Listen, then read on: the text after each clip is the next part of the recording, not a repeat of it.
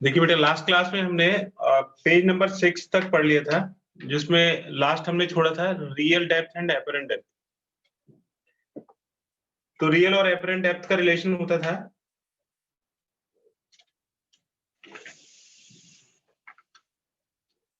Apparent depth upon real depth, यानी कि h dash upon h is equal to mu viewer, मतलब उस medium का रिफ्रैक्टिव इंडेक्स जिसमें देखने वाला है, mu viewer divided by mu object.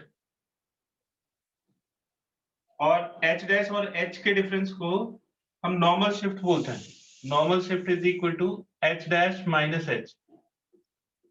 और अगर एयर से देख रहे हैं तो इसकी वैल्यू आई थी h या d into 1 minus mu v upon mu o।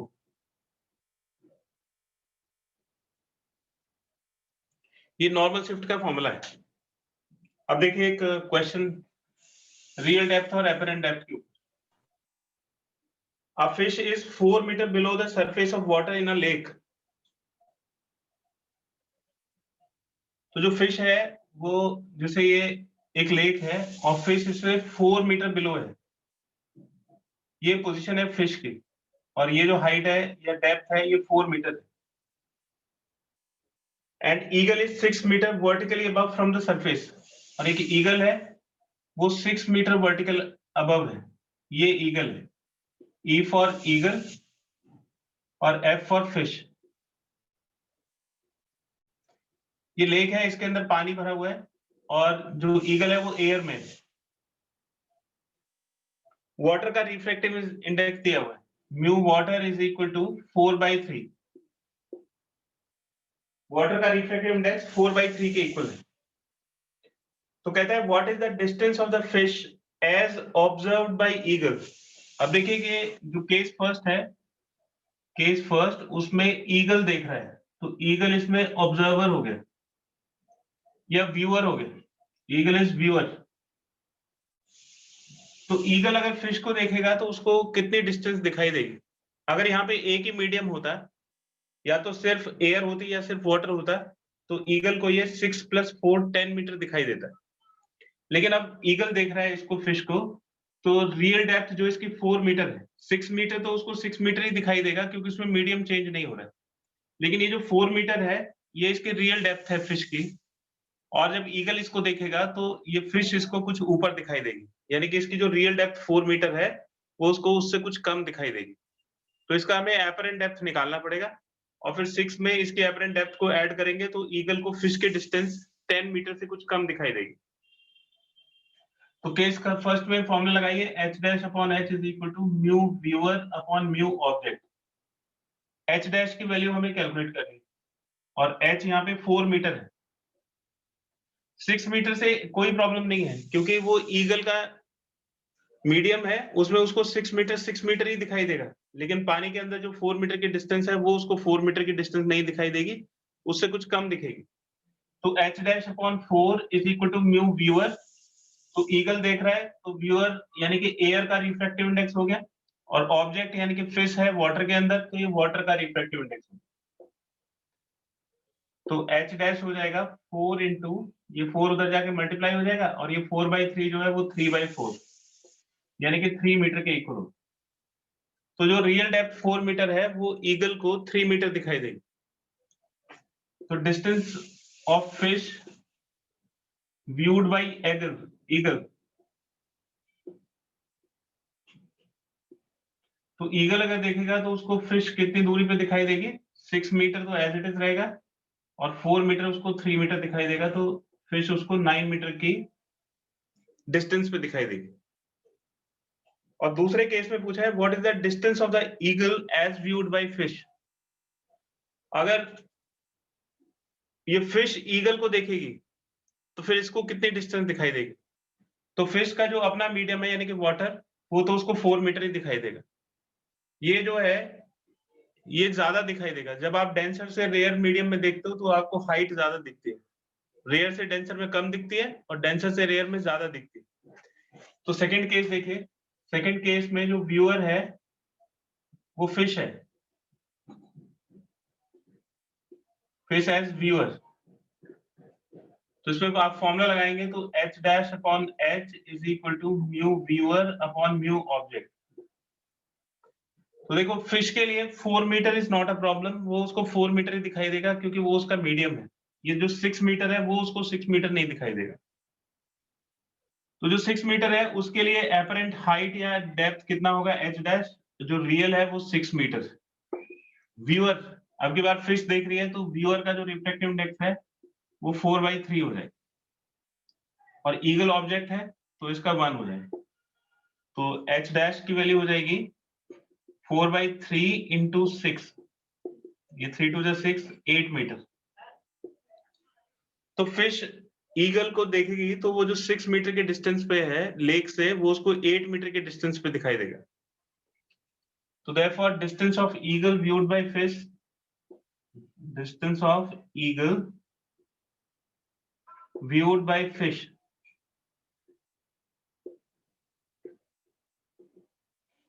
तो ये 4 मीटर तो 4 मीटर ही दिखाई देगा, और ये जो 6 मीटर है ये 8 मीटर हो जाएगा। तो 4 + 8 12 मीटर। तो ईगल को फिश 9 मीटर पे दिखाई देगी और फिश को ईगल 12 मीटर पे दिखाई देगा, and this is due to refraction.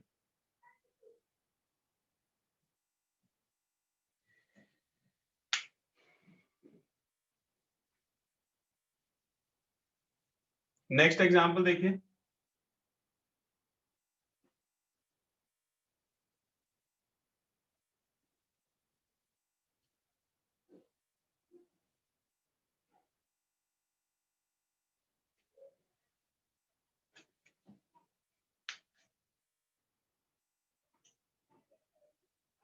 Find the distance of the coin as seen from the top. देखिए यहाँ पे इसके बॉटम में कोई टब है, इसके बॉटम में एक कॉइन रखा हुआ है, और इस टब के अंदर दो मीडियम है। एक मीडियम का रिफ्रैक्टिव इंडेक्स 1.4 दिया हुआ है और दूसरे मीडियम का रिफ्रैक्टिव इंडेक्स 1.7 दिया हुआ है।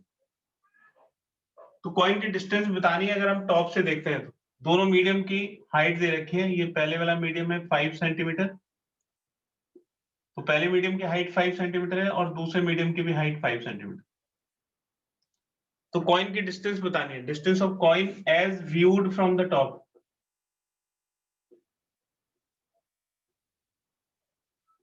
तो अगर टॉप से देखेंगे तो कॉइन कितने डिस्टेंस पे दिखाई देगा। तो देखिए इसमें रियल डेप्थ तो 5 सेंटीमीटर और 5 सेंटीमीटर 10 सेंटीमीटर होगी। इसकी वजह से इसकी जो एपरेंट डेप्थ है वो 5 सेंटीमीटर से कम होगी। ये रिफ्रैक्टिव इंडेक्स है, इंपॉर्टेंट है ये भी, इसके लिए ये रिफ्रैक्टिव इंडेक्स रिस्पॉन्सिबल है। तो जो टोटल नॉर्मल शिफ्ट है, पहले इसमें हम नॉर्मल शिफ्ट निकाले, वो पहले मीडियम की वजह से 𝜂1 और दूसरे मीडियम की वजह से 𝜂2 होगा। दोनों का रिफ्रैक्टिव इंडेक्स रिस्पॉन्सिबल है। तो इसका हो जाएगा ये h1, इसको h1 ले लीजिए, इसको h2 ले लीजिए। इसका रिफ्रैक्टिव इंडेक्स 𝜇1 और इसका रिफ्रैक्टिव इंडेक्स 𝜇2। तो ये हो जाएगा, एयर से देख रहे हैं तो जो व्यूअर है वो एयर के अंदर है, तो ये हो जाएगा h1 × 1 माइनस म्यू व्यूअर। तो व्यूअर तो एयर में है, 1 हो गया, और म्यू ऑब्जेक्ट तो ये 𝜇1 हो गया। ऐसे दूसरे का हो जाएगा 1 - 1/𝜇2। तो ये इतना शिफ्ट हो जाएगा। सपोज करो कि ये जो वैल्यू है ये ईटा है, ठीक है। ईटा हम 𝜂1 + 𝜂2 से कैलकुलेट कर लेंगे। ये टोटल h है। तो हमसे क्या पूछा गया है, हमसे पूछा गया है कि ये वाली डिस्टेंस कितनी होगी। तो अगर इस कॉइन की इमेज यहाँ पे दिखाई देगी तो ये इसके डिस्टेंस ऊपर से देखने पे कम हो जाएगी, यानी कि एपरेंट डेप्थ पूछा है। तो एपरेंट डेप्थ का फॉर्मूला हो जाएगा h dash is equal to h minus eta. तो नॉर्मल शिफ्ट यहां से निकालेंगे और ये जो टोटल हाइट है h, यानी कि 5 सेंटीमीटर + 5 सेंटीमीटर, उसमें से इसको माइनस कर देंगे।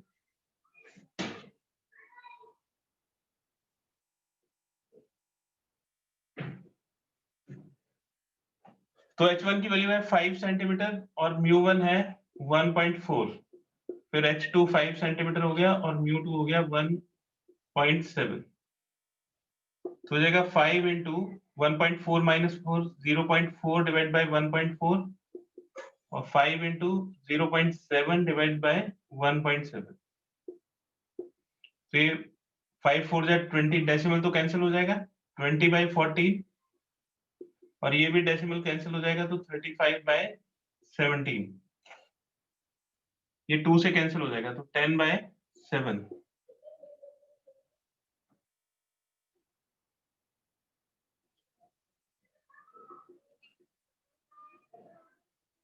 तो ये 119, 17 170 हो गया, और ये 7 टाइम्स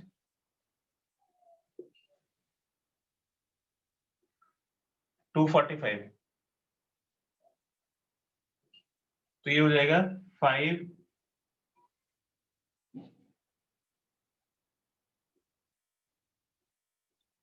415 डिवाइड बाय 119 सेंटीमीटर, इतना शिफ्ट आ जाएगा। तो ये h की वैल्यू हो जाएगी 10 सेंटीमीटर, और ईटा आ जाएगा 415 डिवाइडेड बाय 119, तो ये 1190 माइनस 415 डिवाइड बाय 119 सेंटीमीटर। इसको सॉल्व कर लेंगे तो इतनी हाइट आ जाएगी।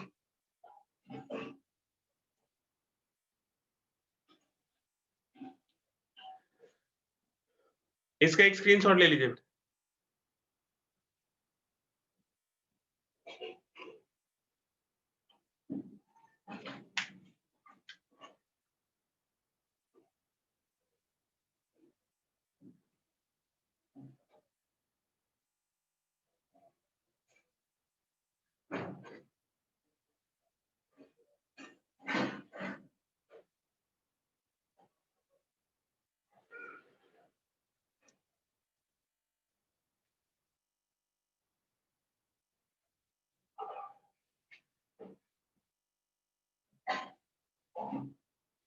नेक्स्ट क्वेश्चन देखिए, an experimenter focuses his microscope 60 centimetre below the surface of water to observe an algae. तो देखिए ये वाटर की सरफेस है, ये वाटर की सरफेस है, और कोई एक्सपेरिमेंटर है वो अपनी इसको माइक्रोस्कोप को फोकस करता है एक पॉइंट के ऊपर। तो ये बाहर से देख रहा है, ये माइक्रोस्कोप है, और इससे ये एक एल्गी को देख रहा है। ये सपोज करो ये वाला जो पॉइंट है ये एल्गी की ओरिजिनल पोजीशन है।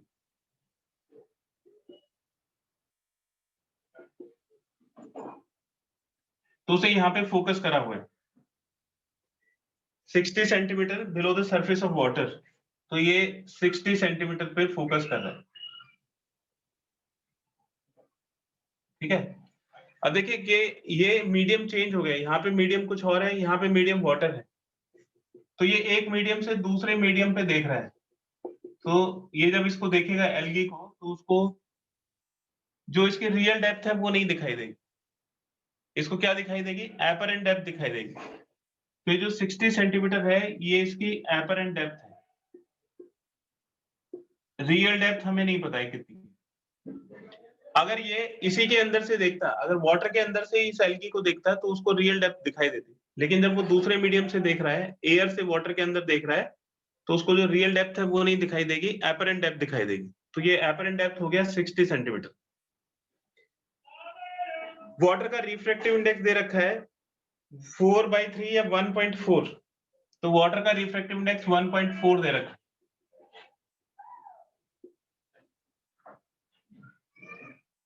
तो कहता है सडनली फॉग अपीयर्स, यहाँ पे जो एयर है यहाँ पे फॉग आ जाता है। तो यहाँ पे जब फॉग आ जाएगा तो एयर को फॉग रिप्लेस कर देगा, यानी कि ये वाला जो मीडियम था व्यूअर का, तो पहले व्यूअर का मीडियम एयर है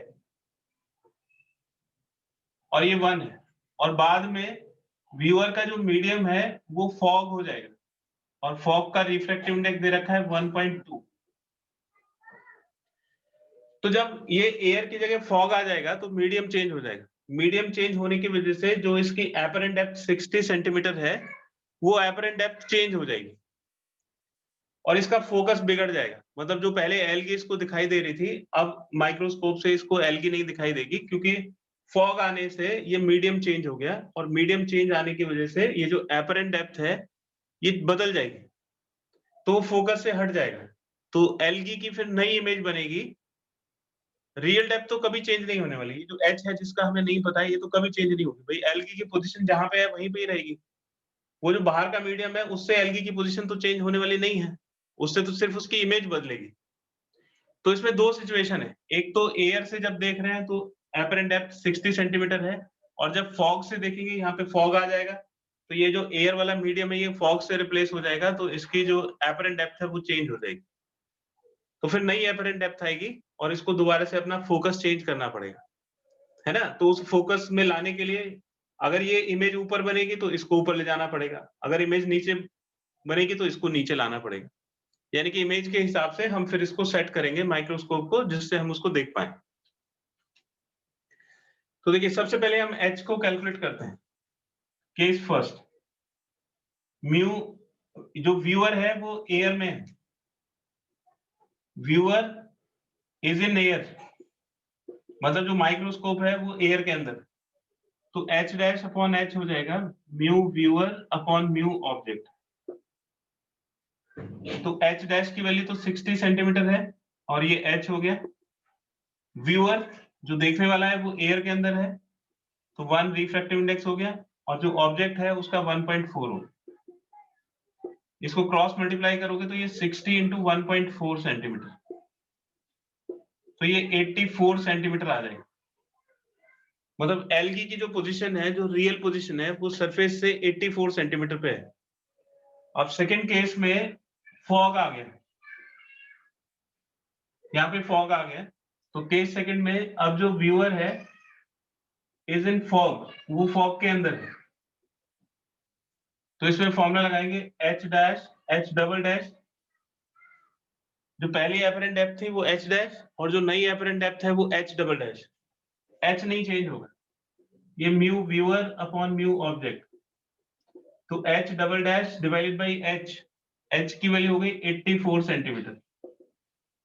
व्यूअर अब फॉग में चला गया, फॉग का रिफ्रैक्टिव इंडेक्स 1.2 हो, और ऑब्जेक्ट एयर के अंदर है, इसका 1.4 हो, तो एच डबल डैश की वैल्यू हो जाएगी 12/14, ये डेसिमल से डेसिमल कैंसिल हो जाएगा, इंटू 84, तो 72 सेंटीमीटर आ जाएगा। यानी कि अब जो इसको दिखाई देगा वो 72 सेंटीमीटर पे दिखाई देगी, यानी कि जो नई वाली है वो 72 सेंटीमीटर पे आएगी। तो उसको माइक्रोस्कोप कितना ले जाना पड़ेगा, 60 से 72। तो उसने पूछा in which direction and by what distance should he move his microscope? So he should move his microscope 72 minus 60 is equal to 12 centimetre downwards, है ना? क्योंकि अब जो इमेज है वो डाउनवर्ड बनेगी, 60 सेंटीमीटर पे बन रही थी, अब 72 सेंटीमीटर पे बनेगी, तो नीचे बनेगी, तो इसको भी उतना ही 12 सेंटीमीटर माइक्रोस्कोप को नीचे लाना पड़ेगा, ताकि फिर से वो उसके फोकस में आ जाए। इसका एक स्क्रीनशॉट ले लीजिए।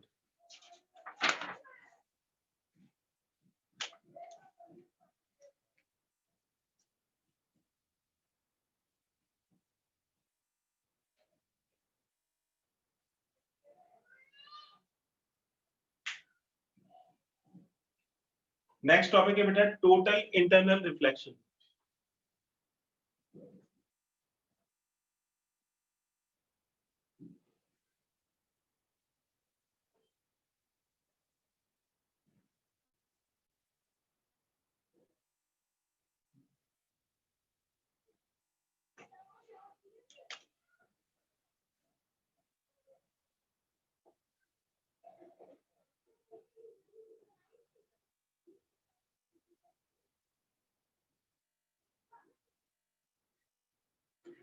जो टोटल इंटरनल रिफ्लेक्शन है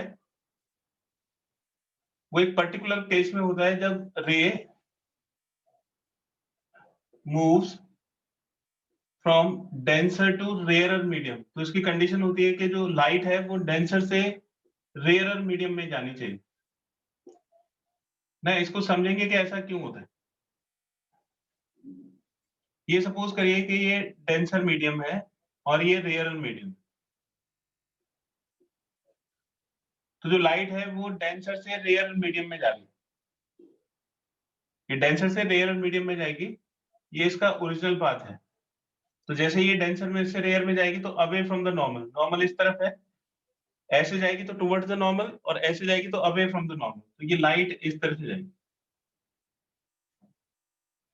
तो ये इसका एंगल ऑफ इंसिडेंस हो गया और ये इसका एंगल ऑफ रिफ्रैक्शन हो गया। तो जो एंगल ऑफ रिफ्रैक्शन है वो एंगल ऑफ इंसिडेंस से ज्यादा होता है। तो इसमें देखिए कि μ2 upon μ1 is equal to sine I upon sine R होता है। ये रिफ्रैक्शन का लॉ है। μ2 म्यू रेयरर हो गया और μ1 म्यू डेंसर हो गया, और ये sine I upon sine R. तो साइन आर हो जाएगा sine I into mu denser upon mu rarer. और देखो साइन एक इंक्रीजिंग फंक्शन है, ये साइन आई के डायरेक्टली प्रोपोर्शन होगा, तो आर आई के डायरेक्टली प्रोपोर्शन होगा। तो जैसे जैसे हम एंगल आई को बढ़ाएंगे वैसे वैसे आर बढ़ेगा, तो आई को इंक्रीज करने पे आर इंक्रीज होगा, और एक ऐसी सिचुएशन आएगी जब ये 90 डिग्री हो जाएगा। उस सिचुएशन को जब ये 90 डिग्री हो जाता है, मतलब ये जो रिफ्रैक्टेड रे है अगर ये इंटरफेस के पैरेलल हो जाएगी तो उसमें आर 90 हो जाएगा, और फिर हम एंगल ऑफ इंसिडेंस को क्रिटिकल एंगल बोलेंगे। तो ये सिचुएशन आती है इस तरह से, ये इंसिडेंट रे है, ये अगर क्रिटिकल एंगल के इक्वल होगा तो ये इसकी रे जाएगी और ये नॉर्मल के साथ 90 डिग्री का एंगल बनाएगी, यानी कि आर 90 डिग्री हो जाएगा। तो अगर इन एंगल ऑफ इंसिडेंस यानी कि आई अगर सी के इक्वल हो जाता है तो आर की वैल्यू 90 डिग्री के इक्वल हो जाती है, और ये जो सी है इसको हम बोलते हैं क्रिटिकल एंगल। ठीक है, तो ये एक लिमिटिंग केस है। अगर angle of incidence critical angle से ज्यादा होगा फिर क्या होगा, क्योंकि ये जो रिफ्रैक्शन के एंगल है ये 90 डिग्री से ज्यादा तो हो नहीं सकता, क्योंकि रिफ्रैक्शन का मतलब है कि रे दूसरे मीडियम में जाएगी, और अगर रिफ्रैक्शन नहीं होगा वापस अपने मीडियम में आ रही है तो फिर तो वो रिफ्रैक्शन है नहीं, फिर वो रिफ्लेक्शन है।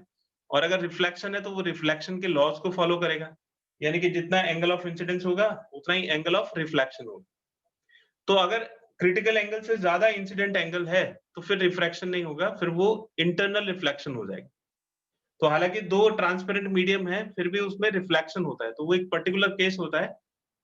एंगल ऑफ इंसिडेंस के ऊपर डिपेंड करता है कि angle of incidence critical angle से ज्यादा होना चाहिए। तो इस केस में देखिए μ2 अपॉन μ1 किसके इक्वल है, या mu R upon mu denser. μ2 mu rare होगा और म्यू डेंसर, ये साइन आई, आई की वैल्यू तो सी के इक्वल हो गए और आर की वैल्यू 90 डिग्री के इक्वल। तो साइन 90 तो 1 होता है, तो ये साइन सी अपॉन 1 होगा, तो साइन सी की वैल्यू हो जाएगी mu rarer upon mu denser. तो क्रिटिकल एंगल निकालने के लिए ये फॉर्मूला है sine C is equal to mu rarer upon mu denser. आप इस फॉर्मूले को चाह के भी गलत नहीं कर सकते हो, ऐसा आपसे हो ही नहीं सकता कि म्यू डेंसर ऊपर लिख दिया जाए और म्यू रेयरर नीचे लिख दिया जाए, क्योंकि अगर आप इसको उल्टा करोगे तो इसकी वैल्यू 1 से ज्यादा आएगी, और आपको पता है कि साइन की वैल्यू 1 से ज्यादा नहीं हो सकती। ठीक है, इसलिए इसमें गलत होने का कोई केस चांस नहीं है। म्यू आर म्यू रेयरर ऊपर रहेगा और म्यू डेंसर नीचे रहेगा, क्योंकि साइन की वैल्यू हमेशा 1 से कम होती है या 1 के इक्वल होती है। तो इस तरह से हम क्रिटिकल एंगल निकाल सकते हैं। तो टोटल इंटरनल रिफ्लेक्शन की दो कंडीशन होती है। पहली कंडीशन है कि ray must move from denser to rare medium, और दूसरी कंडीशन है कि जो एंगल ऑफ इंसिडेंस है वो क्रिटिकल एंगल से ज्यादा होना चाहिए।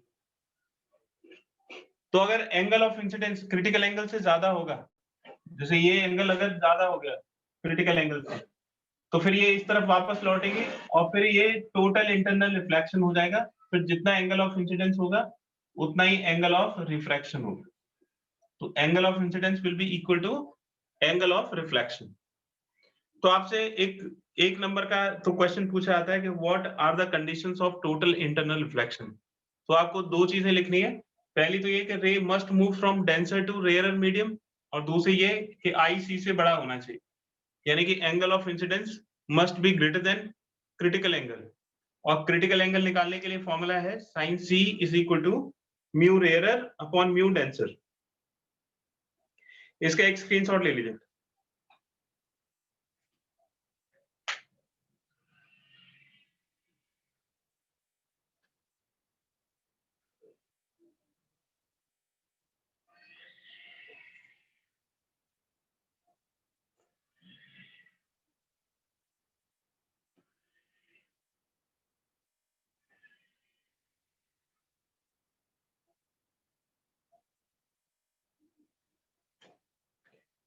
एक एग्जांपल देखिए, when light passes from glass to water, जो लाइट है वो ग्लास से वाटर में जा रही है। ग्लास का रिफ्रैक्टिव इंडेक्स दिया हुआ है 3/2 और वाटर का रिफ्रैक्टिव इंडेक्स दे रखा है 4/3। तो 3/2 1.5 और ये 1.33। तो ग्लास का रिफ्रैक्टिव इंडेक्स ज्यादा है, इसका मतलब ये डेंसर है। तो पहली कंडीशन फुलफिल्ड है कि ये डेंसर से रेयर मीडियम में लाइट जा रही है। तो what will be the value of critical angle? तो क्रिटिकल एंगल की वैल्यू पूछी। तो क्रिटिकल एंगल के लिए आप यूज करोगे sine C is equal to mu rarer upon mu denser. Rarer क्या है? वाटर, यानी कि 4/3 और डेंसर है ये 3/2। तो ये हो जाएगा 8/9। तो sine C is equal to 8/9, तो सी हो जाएगा साइन इनवर्स 8/9। ये क्रिटिकल एंगल की वैल्यू।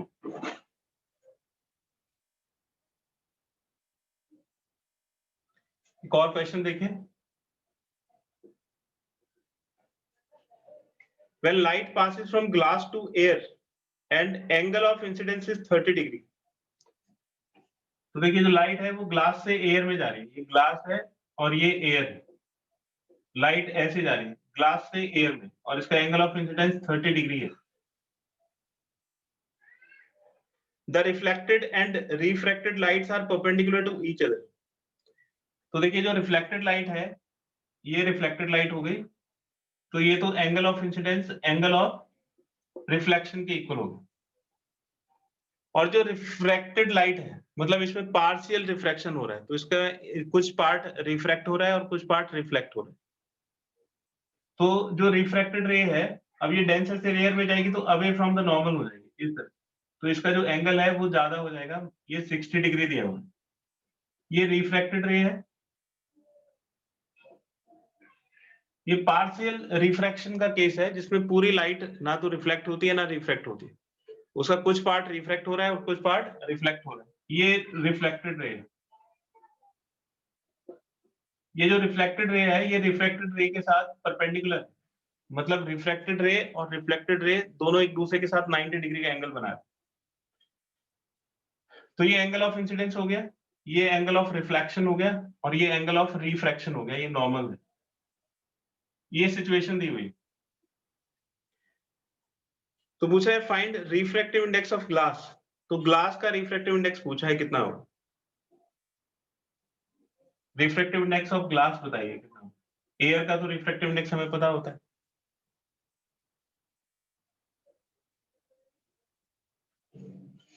तो देखो ये वाला एंगल हम कैलकुलेट कर लेंगे, 60 डिग्री दिया नहीं हुआ, तो ये 90 और 30 120 हो गया, ये स्ट्रेट लाइन है तो ये 60 डिग्री हो गया। तो एंगल ऑफ रिफ्रैक्शन हो गया 60 डिग्री और एंगल ऑफ इंसिडेंस हो गया 30 डिग्री। तो μ2 upon μ1 is equal to sin i upon sin r। μ2 ये फर्स्ट मीडियम, ये सेकंड मीडियम, तो एयर हो जाएगा, और μ1 ग्लास का रिफ्रैक्टिव इंडेक्स हो गया, sin i sin 30 और sin r हो जाएगा sin 60। तो ये 1/2 और ये √3/2, 2 से 2 कैंसिल हो जाएगा तो 1/√3 आ जाएगा। तो म्यू जी की वैल्यू आ जाएगी √3। तो ग्लास का रिफ्रैक्टिव इंडेक्स हो जाएगा √3।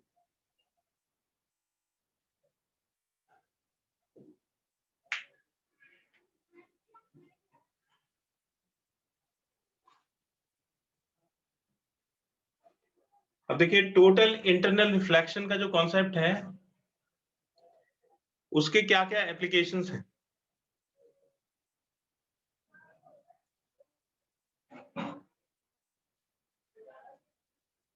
सबसे पहले है मिराज ऑफ डेजर्ट। डेजर्ट में जब बहुत गर्मी होती है तो रेत के ऊपर आपको वाटर की फीलिंग आती है। वाटर होता नहीं है, लेकिन टोटल इंटरनल रिफ्लेक्शन की वजह से ऐसा महसूस होता है जैसे कहीं दूर पे कोई तालाब है या कोई पानी है या कोई चीज शाइन कर रही है। तो देखिए वो टोटल इंटरनल रिफ्लेक्शन से कैसे पॉसिबल हो पाता है। तो देखिए गर्मियों में जो अर्थ की सरफेस है उस पर धूप पड़ती रहती है और वो काफी गर्म हो जाती है, तो उसके कांटेक्ट में जो गैसेस आती हैं वो भी गर्म हो जाती हैं। जिसकी वजह से जो नीचे वाला मीडियम है, नीचे वाली एयर है, वो गर्म होने की वजह से रेयरर हो जाती है, और जैसे जैसे ऊपर जाते हैं तो वो ठंडी होती है, तो डेंसर हो जाती है। तो जो गैसेस का मीडियम है वो अर्थ के नजदीक होता है तो डेंसर होता है, और जैसे जैसे ऊपर की तरफ जाते हैं तो सॉरी अर्थ के नजदीक होता है तो रेयरर होता है, और जैसे जैसे ऊपर जाते हैं तो डेंसर होने लगता है।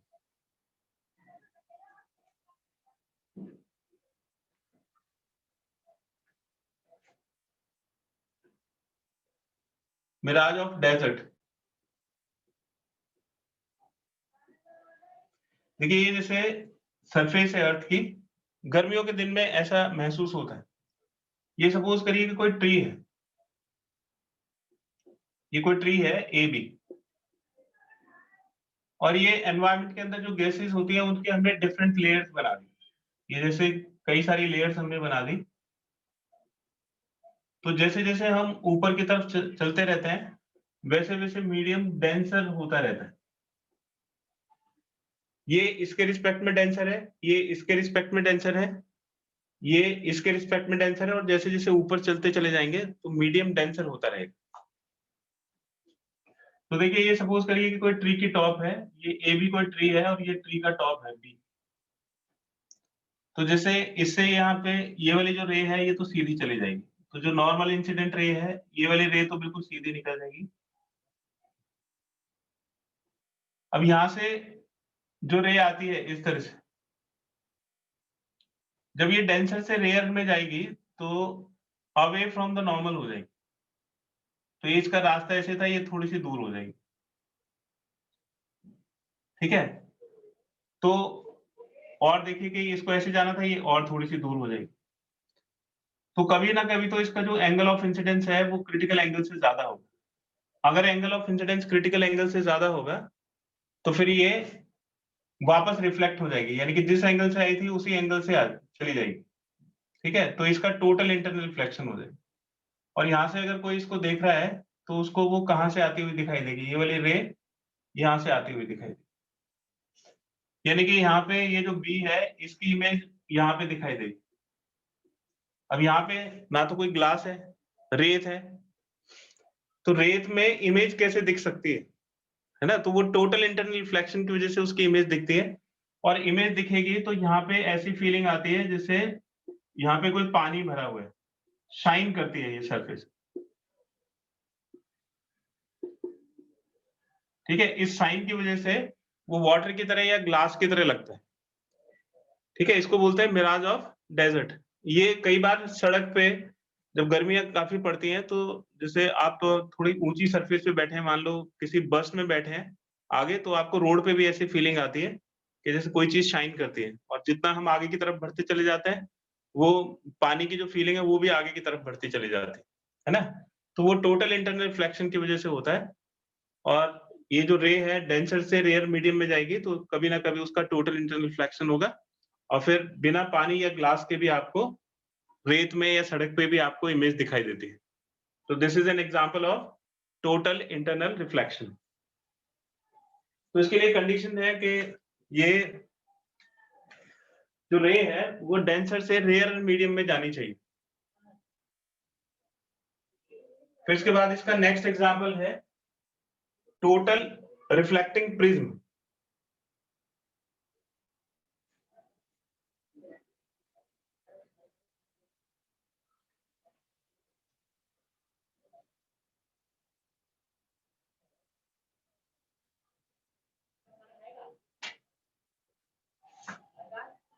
टोटल रिफ्लेक्टिंग प्रिज्म,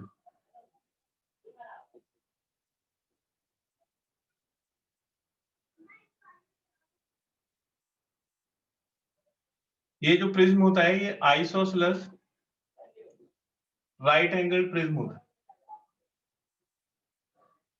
और इसका जो रिफ्रैक्टिव इंडेक्स है वो 1.5, और जो क्रिटिकल एंगल है वो 30 डिग्री होता है। तो ये प्रिज्म इस तरह से होता है, इसमें ये जो सरफेस है ये ऐसे ट्रायंगुलर सरफेस होती है, और ये वाली लेंथ इस वाली लेंथ के इक्वल होगी, ये एंगल 45 डिग्री, ये एंगल 45 डिग्री और ये एंगल 90 डिग्री, तो इनको बोलते हैं टोटल रिफ्लेक्टिंग प्रिज्म। इसको अलग अलग तरह से यूज करके हम रेज को अलग अलग तरह से डिविएट कर सकते हैं। तो इसका जो क्रिटिकल एंगल है वो 30 डिग्री है।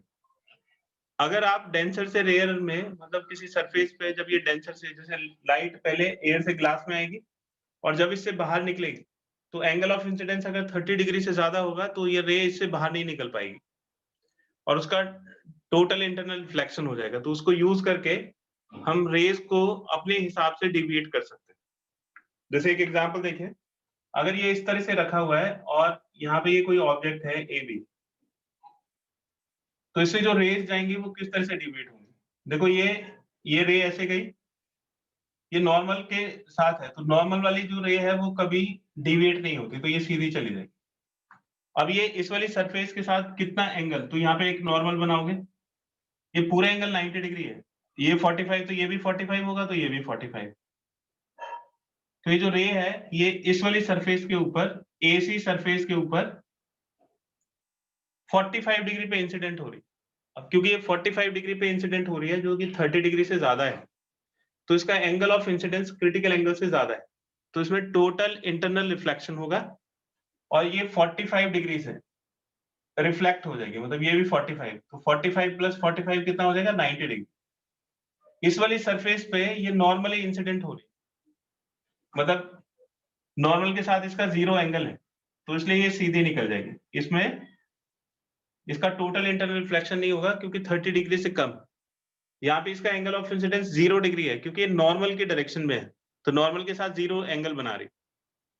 फिर यहाँ से जो रे जाएगी बिल्कुल इसी ज्योमेट्री से वो भी ऐसे चली जाएगी और इसकी इमेज इस तरह से दिखाई देगी, ये बी हो जाएगा और ये ए हो जाएगा। ठीक है, तो रेस को आपने कितने डिग्री से डिविएट कर दिया, ये रे ऐसे जा रही थी हॉरिजॉन्टल और फिर वर्टिकल हो गई, तो 90 डिग्री से डिविएट हो गई।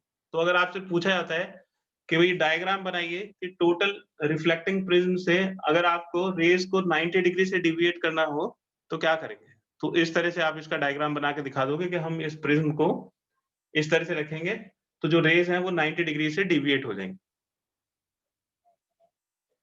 तो इसको अगर हम अलग अलग तरह से रखते हैं प्रिज्म को, तो इसमें डिविएशन अलग अलग तरह से होता है। अगर इसको ये डायगोनल के अकॉर्डिंग रख दें, अगर हम प्रिज्म को इस तरह से रख दें कि भाई एसी जो सरफेस है वो वर्टिकल हो जाए, तो फिर किस तरह से होगा। तो ये पहला केस था, दूसरा केस देखें, 90 डिग्री से डिविएशन का केस हमने देखा था। अगर 180 डिग्री से डिविएट करना हो तो क्या करेंगे, इस प्रिज्म को इस तरह से रखेंगे, ये राइट आइसोसेलेस प्रिज्म, ये 90 डिग्री का एंगल हो जाएगा, तो ये ए हो गया, ये बी हो गया और ये सी हो गया। अब हमें इसमें 180 डिग्री से डिविएट करना है, जो इंसिडेंट रेज हैं उनको 180 डिग्री से चेंज करना है। तो एक बार अगर टोटल इंटरनल रिफ्लेक्शन होता है तो 90 डिग्री से डिविएट होता है, अगर दो बार हो जाए तो 180 डिग्री से रिफ्लेक्ट हो जाएंगे। तो इससे ऊपर ये जो पॉइंट है, इस पॉइंट से ऊपर हम ऑब्जेक्ट को रखेंगे, जैसे ये ऑब्जेक्ट हमने रख दिया, ये ऑब्जेक्ट हो गया ए बी। अब यहाँ से जो रेज जाएंगी इस तरह से, बिल्कुल उसी तरह से यहाँ से टोटल इंटरनल रिफ्लेक्शन हो जाएगा, है ना। ये देखो ये 45 डिग्री है तो ये भी 45 डिग्री होगा, ये इसका नॉर्मल हो गया, बिल्कुल वही डायग्राम है जो पहले था। अब ये नॉर्मली इंसिडेंट नहीं हो रही है क्योंकि ये हॉरिजॉन्टल नहीं है। यहाँ पे कितने डिग्री का एंगल बनेगा, तो देखिए ये 45 डिग्री है तो ये भी 45 डिग्री होगा, तो जो इंसिडेंट रेज है वो इसके साथ सरफेस के साथ 45 डिग्री बना रही, तो नॉर्मल के साथ भी 45 डिग्री बनाएंगे, ये इसका नॉर्मल हो जाएगा, ये इसका नॉर्मल हो जाएगा। तो अगर ये 45 डिग्री का एंगल है तो ये भी 45 डिग्री का एंगल होगा, ये भी 45 डिग्री का एंगल, तो ये 45 डिग्री पे इंसिडेंट हो रही, ये भी 45 डिग्री पे इंसिडेंट हो रही। ठीक है, तो ये 45 डिग्री से निकल जाएंगे इस तरह से, ये वाली रे इस तरह से डिवाइड हो जाएगी, 45 प्लस 45 ये 90 हो जाएगी। तो ये ए जो है वो ऊपर बनेगा और बी की इमेज नीचे बनेगी और इसकी इन्वर्टेड इमेज बन जाएगी। तो इस तरह से अगर हम प्रिज्म को रखेंगे तो इसमें ड्यूअल टोटल इंटरनल रिफ्लेक्शन होगा, एक बार इस वाली सरफेस के साथ टोटल इंटरनल रिफ्लेक्शन होगा, एक बार इसके साथ टोटल इंटरनल रिफ्लेक्शन होगा। 90 डिग्री से एक बार डिविएट हो जाएंगे, 90 डिग्री से दोबारा डिविएट हो जाएंगे, तो ये रेज बिल्कुल रिवर्स हो जाएंगी। ये रेज पहले ऐसे जा रही थी और फाइनली ये रेज फिर इस तरह से आ जाएगी। तो कितना डिविएशन होगा? Deviation of rays through 180 degree.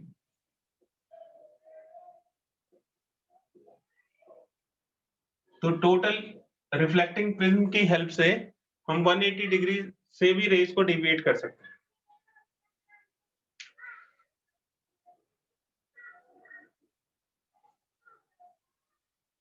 हम इमेज को इन्वर्टेड बना सकते हैं।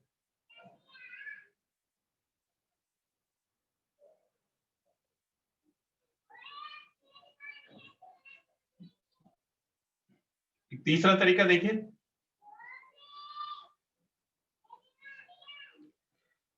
अगर हम एसी को इस तरह रखते हैं, ये एसी को इस तरह रख दिया, प्रिज्म को ऐसे रखते हैं,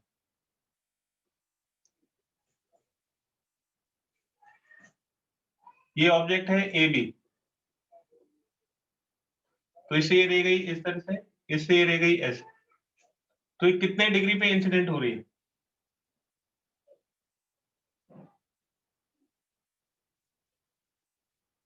तो ये इसका नॉर्मल है, ये 45 डिग्री, तो ये भी 45 डिग्री, तो ये भी 45 डिग्री, तो 45 डिग्री पे इंसिडेंट हो रही है। लेकिन अभी ये डेंसर से रेयर में नहीं जा रही, अभी ये रेयर से डेंसर में जा रही है। तो जब ये रेयर से डेंसर में जाएगी तो टुवर्ड्स द नॉर्मल बैंड हो जाएगी। इसको ऐसे जाना चाहिए था, लेकिन ये नॉर्मल की तरफ मुड़ जाएगी।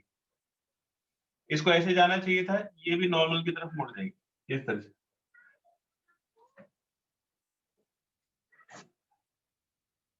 ठीक है, और यहाँ पे जो एंगल आएगा वो 30 डिग्री से ज्यादा होगा, तो इसका टोटल इंटरनल रिफ्लेक्शन आ जाएगा, ये ऐसे और ये इस तरह से।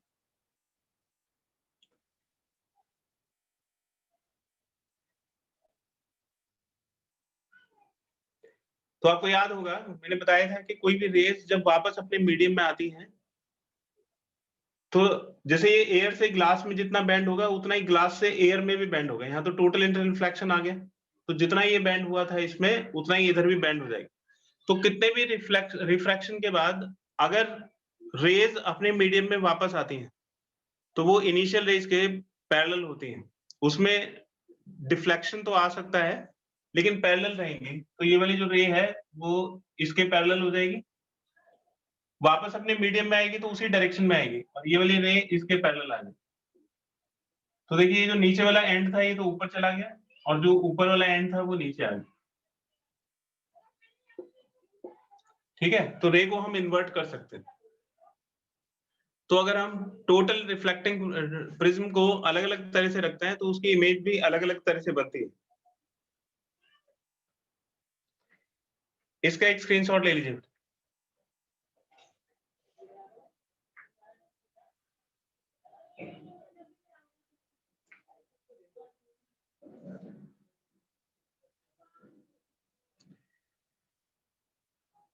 नेक्स्ट इसका एग्जांपल है optical fibre. Optical fibre optical communication के लिए यूज किया जाता है। जो सिग्नल है यानी कि जो भी इंफॉर्मेशन है उसको हम इलेक्ट्रोमैग्नेटिक वेव में कन्वर्ट करते हैं, यानी कि लाइट में कन्वर्ट करते हैं, और फिर ऑप्टिकल फाइबर से उसको ट्रांसमिट करते हैं।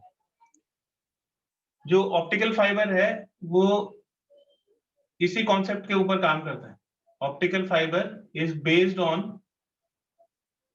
Total internal reflection.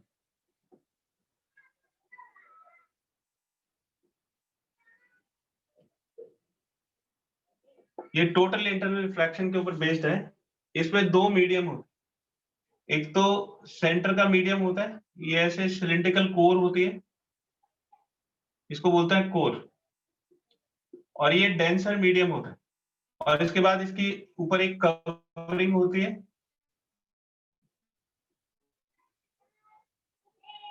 ये जो बाहर वाला मीडियम है इसको क्लैडिंग बोलते हैं, ये इसके रिस्पेक्ट में रेयरर होता है। ठीक है, इसमें अगर कोई लाइट एंटर करती है ऐसे, है ना, तो यहाँ से रेयर से डेंसर में जाएगी तो थोड़ा सा डिविएट होगी, इस तरह से इसका एंगल ऑफ इंसिडेंस और बढ़ जाता है। तो इसमें ये जो एंगल ऑफ इंसिडेंस है ये most of the cases critical angle से ज्यादा होता है, और इसमें इस तरह से ये टोटल इंटरनल रिफ्लेक्शन होता रहता है, तो ये कभी भी कोर से बाहर नहीं आ पाती। ठीक है, तो ये जो कोर है वो डेंसर मीडियम है, तो जैसे ये डेंसर से रेयर मीडियम यानी कि क्लैडिंग में जाने की कोशिश करती है, तो इसका एंगल ऑफ इंसिडेंस इतना ज्यादा होता है, क्रिटिकल एंगल से काफी ज्यादा होता है, जिससे इसका टोटल इंटरनल रिफ्लेक्शन होता है। तो वो लाइट जो है एक मीडियम से एंटर करती है कोर के अंदर और दूसरी तरफ से कोर के अंदर से ही बाहर निकल जाती है, वो कभी क्लैडिंग में जा ही नहीं पाती। ठीक है, तो इसका टोटल इंटरनल रिफ्लेक्शन होता रहता है।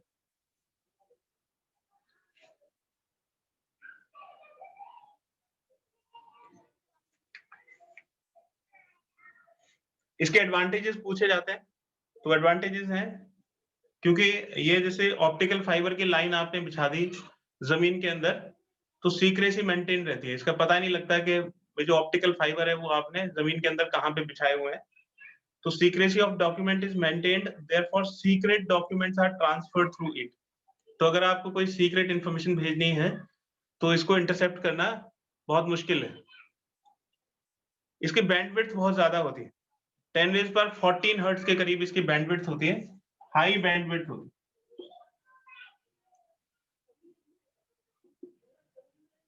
टेन रेज पर 14 हर्ट्ज।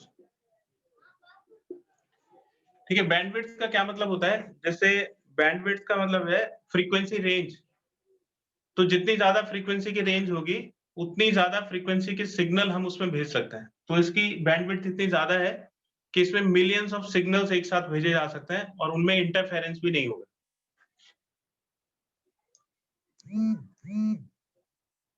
इसके डिसएडवांटेजेस है कि ये इजीली ब्रेकेबल होता है, तो इसकी स्किल हैंडलिंग रिक्वायर्ड है। मेडिकल साइंस और एंडोस्कोपी में इसको यूज करते हैं, लेजर सर्जरी में इसको यूज करते हैं और डेकोरेशन के लिए भी इसको यूज किया जाता है। तो ये नोट्स में लिखा हुआ है, इसका कॉन्सेप्ट तो सीधा सा यही है टोटल इंटरनल रिफ्लेक्शन का। तो ये बड़ा इंपॉर्टेंट है और ये हमेशा आता है, 2 नंबर का क्वेश्चन इसमें जरूर पूछा जाता है।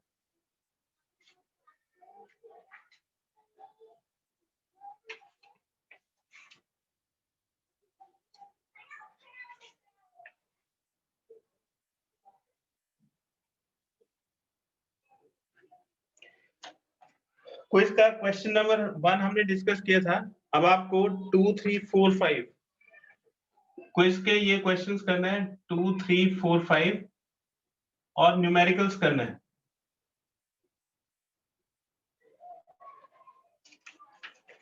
एक ही क्विज है ना, क्विज एक ही है, उस पे क्वेश्चन नंबर 2, 3, 4, 5 करना है।